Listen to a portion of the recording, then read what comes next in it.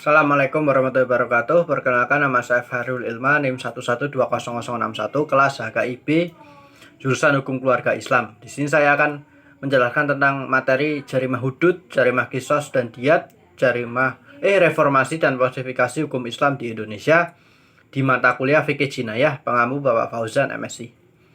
Langsung saja. Yang pertama adalah jarimah hudud. Apakah itu jarimah hudud? Pengertian dari jarimah hudud sendiri adalah semua jenis tindak pidana yang sudah ditetapkan, sudah disangsikan, sudah ada bentuknya, sudah ada jenisnya oleh Allah dalam Al-Quran dan juga oleh Nabi dalam hadisnya. Pengertian lain dari hudud ini adalah sanksi yang telah ditentukan dan wajib dilakukan oleh seseorang yang melanggar. Jadi orang yang melanggar itu dapat disangsikan dengan sanksi-sanksi atau jenis-jenis bentuk tindak pidana yang sudah ditetapkan ini, baik dalam memberikan sebuah peringatan atau sebuah efek jera kepada si pelaku yang melakukan melanggar aturan ini. Ya emang sifatnya memaksa karena sebuah hukuman yang emang harus diterima oleh pelaku. Secara terminologi merupakan sanksi yang telah ditetapkan dan harus dilaksanakan karena hak Allah yang dilanggar. Sanksi ini ditentukan secara jelas dalam berbagai nas dan berbagai sumber dalam Al-Quran maupun hadis. Sementara itu di taksil tidak termasuk dalam cakupan definisi ini, karena tidak dalam masuk ini, karena penentuannya itu jika dilakukan kepada ijtihad hakim setempat. Begitu pula dengan kisos, ia tidak termasuk dalam cakupan hudud karena merupakan hak sesama manusia untuk membalas dan keadilan. Macam-macam hudud itu dari definisi atau dominasi haknya itu ada dua, kemasuk wilayah hak Allah dan hak manusia. Apakah itu hak Allah? Hak Allah adalah hak masyarakat yang luas yang dampaknya dapat dirasakan oleh semua manusia.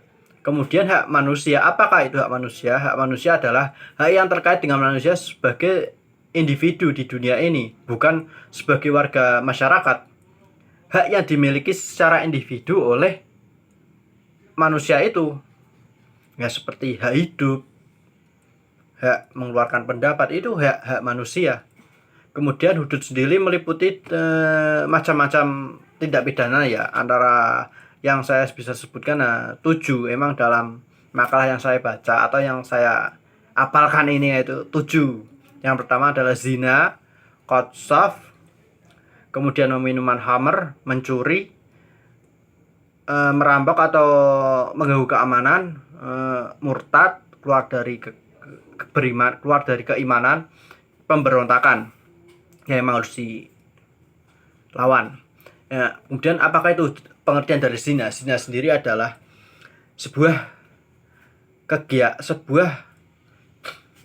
perbuatan atau hubungan kelamin antara seorang laki-laki dan perempuan di luar nikah, di luar tali pernikahan. Dalam arti luas adalah dapat didefinisikan dengan hubungan badan yang diharamkan oleh Allah karena di luar hubungan pernikahan, dan juga disengaja pelakunya ataupun tidak disengaja, itu termasuk dengan dari zina. Termasuk dalam kategori dosa besar yang sangat keji. Oleh sebab itu sanksinya, hukumnya juga keji ya, hukumnya keras. Karena zina itu mengancam kehormatan dari seseorang dan juga hubungan nasab. Hubungan nasabnya itu bisa membingungkan atau menghancurkan lah dari hubungan nasab tersebut. Zina ini dianggap sebagai dosa besar dan keji karena hukumannya itu sangat berat, seperti dengan hukuman rajam, cambuk, ataupun dipermalukan di muka umum. Kalau rajam kan sampai mati kan, dilempar sesuatu. Kemudian sedangkan dalam hukum pidana itu zina ada dua, zina ghairu muhsan dan zina muhsan. Apa itu zina ghairu muhsan? Zina ghairu muhsan dilakukan oleh si pelaku yang belum menikah, belum berkeluarga, yaitu hukumannya didera 100 kali, pengasingan selama 1 tahun. Kemudian apakah itu zina ghairu muhsan? Zina muhsan. Zina muhsan. Zina muhsan adalah pelakunya itu sudah berkeluarga. Hukumannya itu didera 100 kali dan maksimal rajam atau hukuman mati dengan dilempari batu sampai meninggal menurut hukum Islam. Kemudian pengertian qadzaf. Apa itu qadzaf? Qadzaf berarti menuduh seseorang yang suci dengan menuduh dengan perbuatan zina. Maksudnya menuduh dia berbuat zina walaupun dia tidak melakukannya. Tetapi tidak dapat membuktikan kebenaran tuduhannya tersebut. Namun jika ada orang yang menuduh orang lain telah melakukan zina tetapi dia bisa melakukan saksi-saksi atau bukti bahwa dia melakukannya, maka tuduhan tersebut berarti qadhaf. Hukuman jarimah qadhaf ini adalah dijilid atau dideras sebanyak 80 kali bagi pelaku yang tidak bisa mengeluarkan persaksiannya atau mengeluarkan bukti konkretnya bahwa dia melakukan zina. Kemudian apakah itu jarimah meminum khamr, meminum minuman keras? Islam sendiri melarang untuk minuman keras karena memang dianggap sebagai tindak keburukan bagi kehidupan sosial, bagi kehidupan manusia itu sendiri yang dapat merusak akal, jiwa, kesehatan dan juga pikiran manusia itu.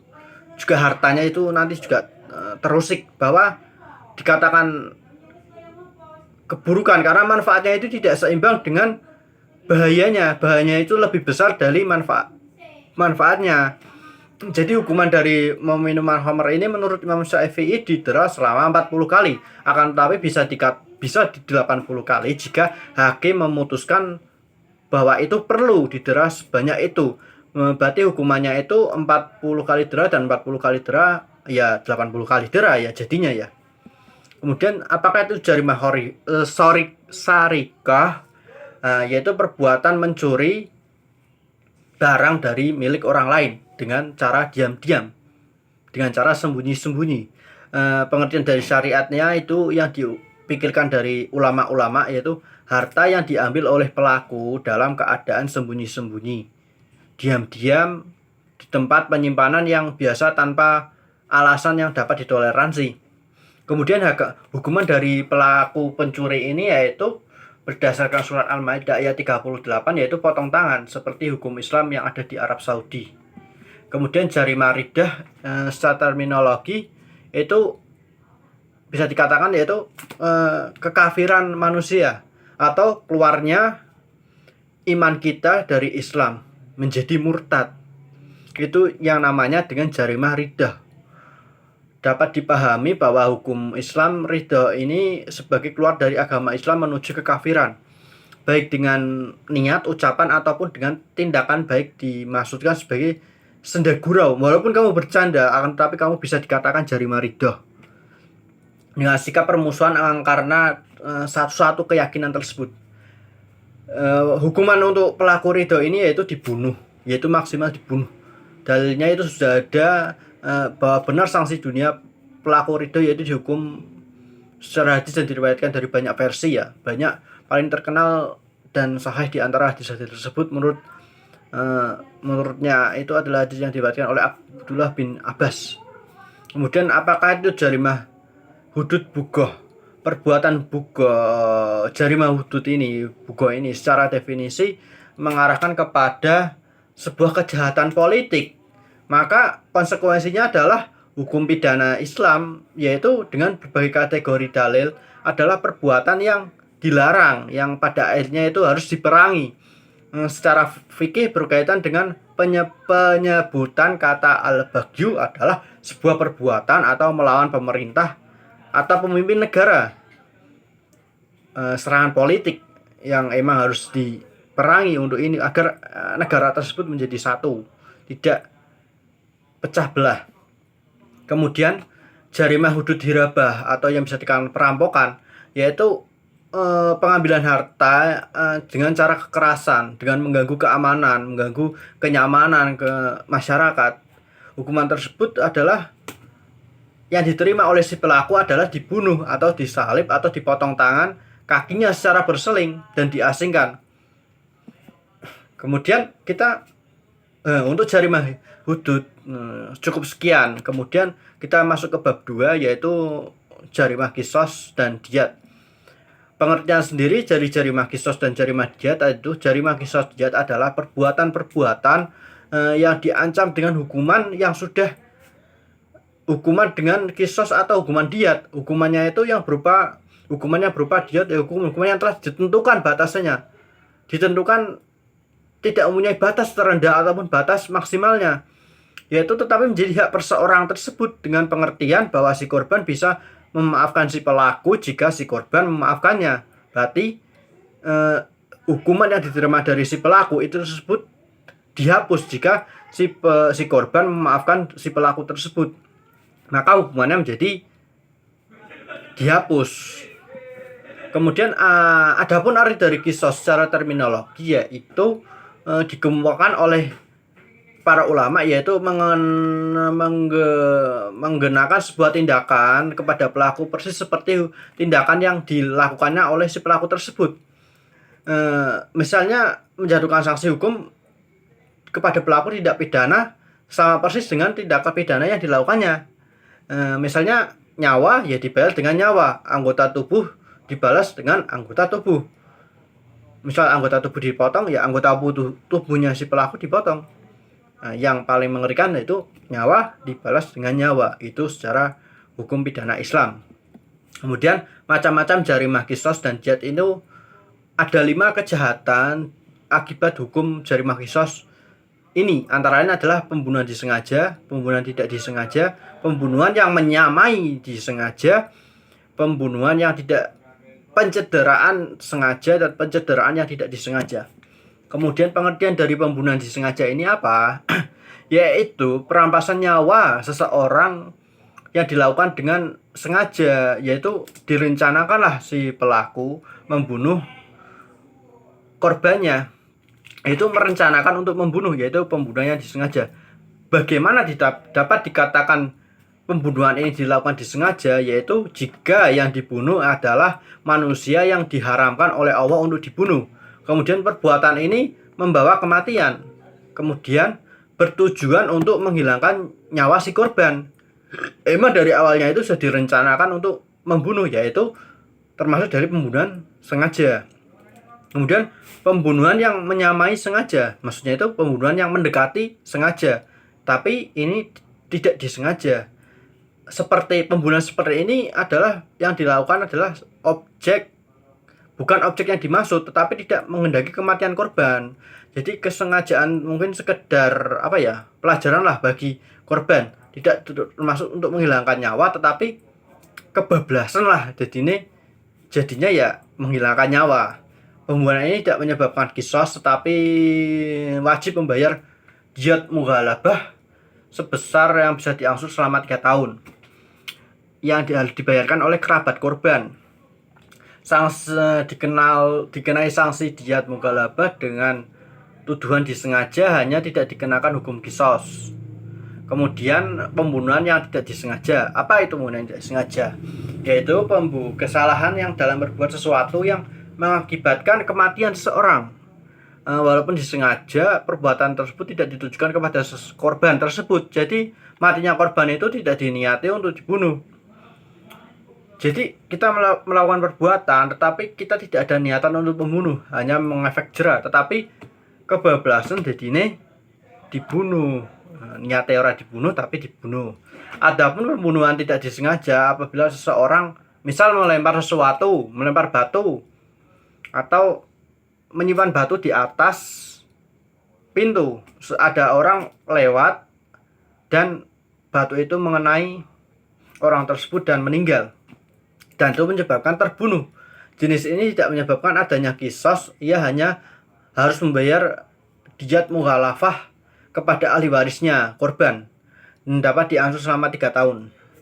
Kemudian pencederaan yang disengaja. Apa itu pencederaan yang disengaja? Pencederaan sengaja adalah segala jenis penyerangan terhadap jasad manusia seperti memotong anggota badan, melukai, memukul, atau membuat nyawa tetapi nyawa korban itu masih hidup. Jadi perbuatan tersebut dilakukan dengan sengaja. Jadi seperti mencederai lah. Kita seperti menembakkan sesuatu kepada seseorang agar seseorang itu cedera, itu juga termasuk dari pencederaan dengan sengaja. Kemudian pencederaan yang tidak disengaja. Apa itu pencederaan tidak disengaja? Adanya si pelaku berniat melakukan pekerjaan seperti yang meletakkan batu di jendela yang seperti saya omongkan, tapi sengaja batu itu tidak sengaja jatuh ke kepala si korban, dan si korban mengalami cedera di kepalanya yang menjadikan itu pencederaan yang tidak disengaja. Kemudian sanksi jarimah kisos ini adalah dihukum bunuh, sama seperti apa yang dilakukan oleh mangsa tersebut. Jadi adapun oleh ini tuh berarti tidak jauh dari tindakannya, hukumannya itu. Misal dia bertindak dibunuh, ya nanti hukumannya ya dibunuh. Misal dipotong tangan, ya dipotong tangan. Adapun yang kedua yaitu membayar kafarah. Kafarah, oleh karena itu kafarahnya adalah memerdekakan umat muslim. Mungkin di dunia sudah tidak ada ya, mungkin di Israel. Kita memerdekakanlah umat muslim yang tertindas. Umat tidak ada, maka puasa selama 2 bulan terus menerus. Kemudian sanksi dari jarimah diyat bagi pembunuhan ini adalah 100 unta dengan perincinya, atau terkadang dengan setengah dari diyat bagi yang memotong sebelah tangan atau sebelah kakinya, yaitu hukumannya diganti dengan 1/2 dianya diyat. Kemudian bisa 1/3 dari, misal yang dilukai adalah dalam perut, kemudian 1/4 pelopak mata, 1/10 jidat 1 jari, jika 10 jari ya dikali 10 jari. Kemudian 1/20 bagi setiap yang terluka adalah kepala dan wajah. Kemudian langsung kita ke bab 3 ya. Mohon maaf, tadi bab 2 sudah, kita bab 3 yaitu reformasi dan pontifikasi hukum Islam di Indonesia. Apa itu makna dan konsep reformasi? Kalau kita memenang dengan arti reformasi, itu adalah perubahan dari masa yang tidak baik menjadi baik. Ya, maksudnya itu perubahan yang undang-undang yang dari yang dulu ke yang masa kini, orde baru. Jadi makna konsep dari reformasi dalam Islam ini yaitu memperbaiki, menyempurnakan sesuatu hukum yang belum sempurna menjadi sempurna, termasuk dengan mengganti yang usang, rusak menjadi yang baru. Yang berarti lawan katanya itu dari kata rusak. Lawan kata rusak bagus ya. Kemudian sesuai dengan pengertian lain juga makna apa yang direformasi itu tentang akidah, akhlak, dan perilaku manusia, mengatur hubungan manusia dengan Tuhannya, habul minallah, dan juga hubungan manusia dengan antar manusia, yang itu harus direformasikan. Kemudian reformasi pemikiran yang terus maju. Jadi iman dan Islamnya itu harus kuat, dan yang usang itu menjadi yang baru sesuai dengan perkembangan zaman sekarang. Kemudian teknik pembaruan hukum ini ada 5, yaitu dengan penguasa memutuskan, kemudian menyeleksi sebuah pendapat-pendapat, kemudian interpretasi ulang, kemudian kebijakan penguasa untuk menerapkan aturan-aturan administrasi yang sesuai dengan kehidupan masyarakat, yang dibutuhkan oleh masyarakat itu bermanfaat. Kemudian melakukan berbagai keputusan pengadilan. Kemudian falsifikasi hukum syariah itu di Islam di Indonesia itu yang pertama adalah perkawinan dan kewarisan. Pada bidang perkawinan dan kewarisan ini sangat sensitif hukumnya di Indonesia. Dari zaman kita dijajah, kita berganti penjajah dari Belanda, Jepang. Karena keterkaitannya itu dengan hukum, dengan agama dan adat suatu masyarakat di Indonesia ini. Bagaimana dikatakan adat? Karena emang di Indonesia sendiri adat istiadatnya itu banyak sekali, dan juga agama di Indonesia sendiri bukan hanya agama Islam, ada 5 agama. Oleh sebab itu hukum perkawinan Islam dan hukum kewarisan diakui secara langsung dan berlaku dengan adanya undang-undang. Maksudnya secara tegas menyebutkan bahwa perkawinan dinyatakan sah jika dilakukan sesuai dengan aturan hukum dan agamanya masing-masing kepercayaannya. Ya misal agama Kristen ya dilakukan dengan Kristen, sesuai dengan syariat Kristennya. Maksudnya dengan agama Kristen ya dengan aturan sesuai dengan agama Kristen. Misal agama Islam ya dilakukan dengan secara agama Islam. Agama Hindu ya agama Hindu, maka bisa dikatakan sah. Kemudian pengelolaan zakat dan wakaf. Dalam undang-undang zakat misalnya tidak mengatur sebuah kewajiban untuk membayar zakat. Tidak seperti pajak atau tindak pidana lainnya yang mengatur jika mewajibkan membayar pajak. Jadi zakat ini tidak efektif dulu itu. Kinerjanya itu kurang efektif, membuat undang-undang zakat ini kurang efektif. Ketika masa reformasi dimulai, reformasi memberikan fasilitas yang terbaru dalam perkembangan zakat dan wakaf ini. Dengan keluarnya undang-undang yang baru, pengelolaan zakat ini diubah dengan Undang-Undang Nomor 23 Tahun 2011. Undang-undang tentang pengelolaan zakat sekaligus juga memberi makna bahwa zakat ini bukan suatu kewajiban atau suatu hanya ritual keagamaan Islam di waktu masa Ramadan, masa dimana akhir Ramadan menuju Lebaran. Pelaksananya sebagai bagian dari produk hukum positif seharusnya dapat ditertibkan melalui perangkat negara, yang akhirnya ditertibkan dalam perangkat negara, merupakan suatu hukum positif zakat ini. Kemudian penyelenggaraan haji, Undang-Undang Nomor 17 Tahun 1999, salah satu produk era reformasi lah, yang menjadi undang-undang pertama dibentuk DPR bersama Presiden tentang penyelenggaraan haji sejak Indonesia merdeka sebagai suatu hukum positif yang mengatur masalah-masalah penyelenggaraan ibadah haji masyarakat Indonesia dalam menunaikan ibadahnya. Ibadah haji, ibadah umroh, tapi dinyatakan harus diganti karena sudah tidak sesuai lagi dengan kebutuhan masyarakat Indonesia dan perkembangan masyarakat, karena berbagai sebab dan antara lain juga melekatnya 3 fungsi sekaligus pada Departemen Keagamaan, yaitu sebagai fungsi regulator dan juga direvisi lah. Proses revisi ini juga atas persetujuan DPR dan Presiden. Posifikasi hukum Islam dan pembinaannya di hukum nasional di Indonesia ini.